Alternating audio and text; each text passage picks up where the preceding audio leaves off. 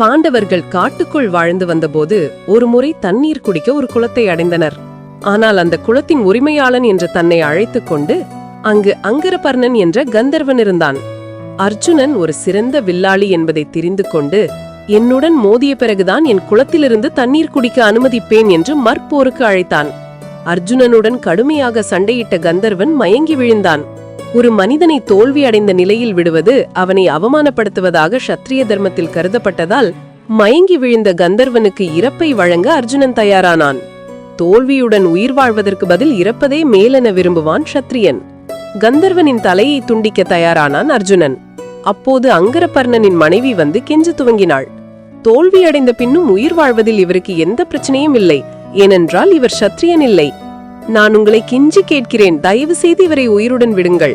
இவரது தர்மம் உங்களுக்கு பொருந்தாது, உங்களது தர்மம் இவருக்கு பொருந்தாது, எனவே இவரை கொல்ல வேண்டியதில்லை என்றாள்.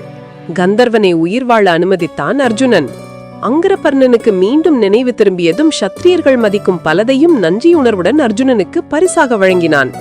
100 குதிரைகளையும் பரிசளித்த அங்கரபர்ணன் 100 விவேக கதைகளையும் பாண்டவர்களுடன்